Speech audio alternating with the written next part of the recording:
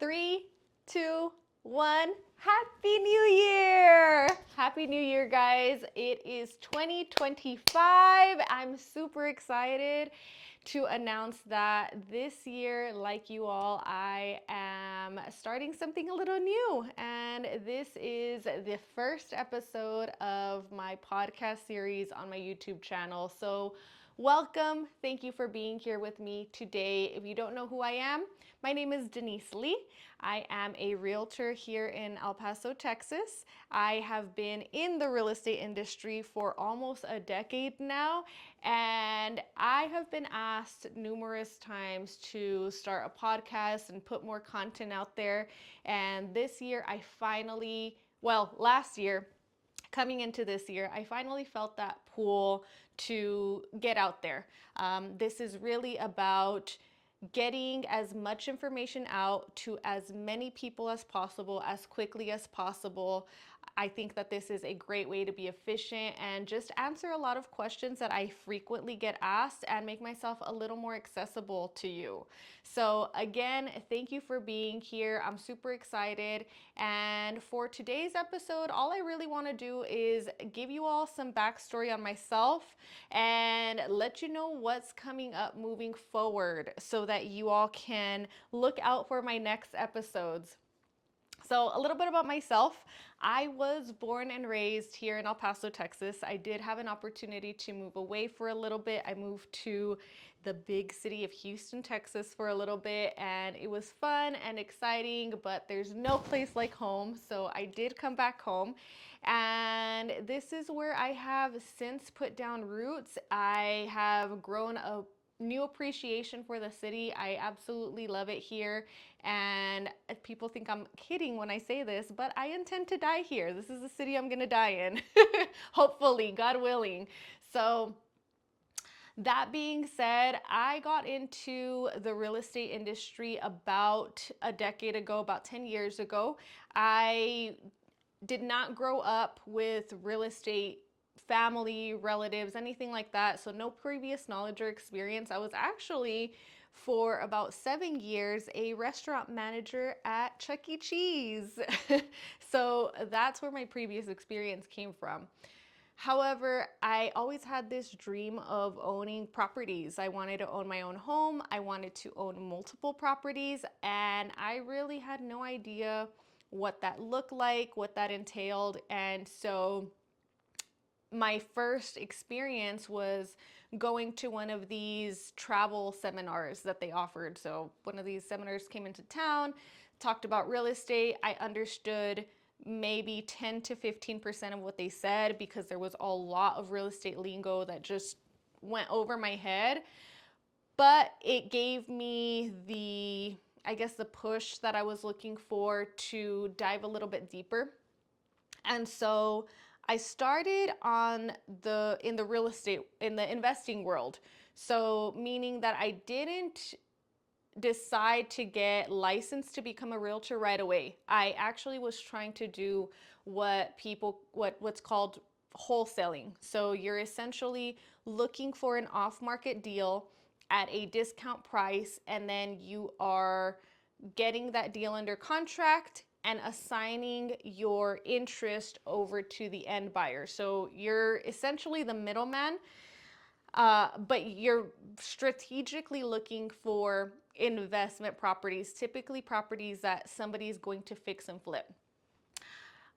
This was very difficult for me because, like I mentioned to you before, I had no prior experience in real estate. There was a lot about just even the verbiage that I didn't understand. So it took me a little while to, I just wasn't getting my bearings, and I was feeling really defeated. And I did that for about a year and a half with not very much success. And then I decided to get licensed. There was something that I was missing there, and I knew that if I got licensed, I was gonna have to go through courses and pass exams. And most realtors that I spoke to, they had a much clearer understanding about what I was doing than even I had. So I decided to get licensed in 2016, I believe it was. So I'm going on almost 9 years of being licensed now. And when I got licensed, everything clicked. Like it was like light bulbs just going off. Everything started to click, everything made sense.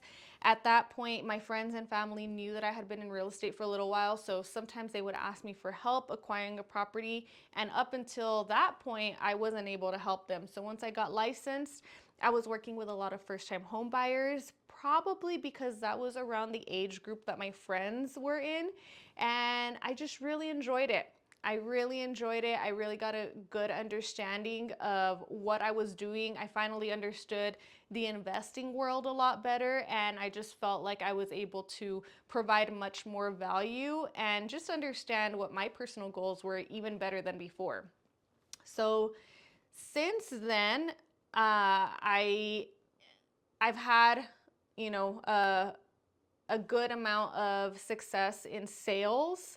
I have sold over $5 million, helped clients buy, sell, and invest in real estate, over $5 million worth since I started.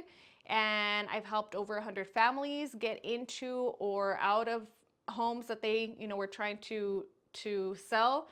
And I've purchased a few properties of my own. I am currently looking for another project home. And yeah, so that's a little bit about me, just to help you all understand where I'm coming from, and just a little bit about my story. That being said, the clients that I typically work with are, they range. I get a lot of first-time home buyers. I definitely have a sweet spot in my heart for first-time home buyers, or a soft spot, not a sweet spot, that's sweet tooth.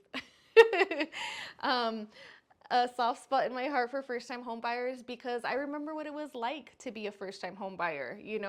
I just remember being very confused about the process, nervous about the process, not understanding again a lot of the lingo, things going over my head and just not feeling comfortable. And so I love working with first-time home buyers. I actually offer a first-time home buyer consultation, complimentary consultation, if that's something that you're interested in the near future. Anybody that's PCSing, this is a military city. We do have Fort Bliss centrally located in El Paso. And so I get clients from out of town that, are on very specific deadlines. Sometimes I have clients that are actually purchasing homes sight unseen. So, getting out there, getting them the video, being very transparent and honest about what to expect from the house, what the property condition looks like, pointing out things that you might not be able to see on a photo or videos. I also work with investors. So some of my clients are investors that are, typically they're doing their own acquisitions. And when it comes time to sell, well, actually, when they acquire the property, they come to me for consultation as far as, what I would advise that they put into the property, what types of upgrades are necessary for that market, for that direct neighborhood, um, features about the home that, that I recommend, what's doing too much, what's doing too little, and then coming up with after repair values, and then of course putting it on the market for them, helping them show and negotiate and sell the deal. So I work with investors like that as well. And lastly, I recently got into the commercial leasing market. So I really enjoy the entrepreneurial space. I am a business owner, so my business mind is always on go mode, and I love working with business owners. I love working with business owners.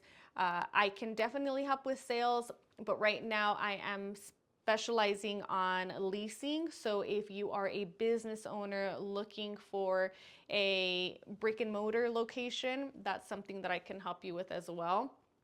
And other than that, I mean, I guess that's pretty much the scope of work that I'm in right now.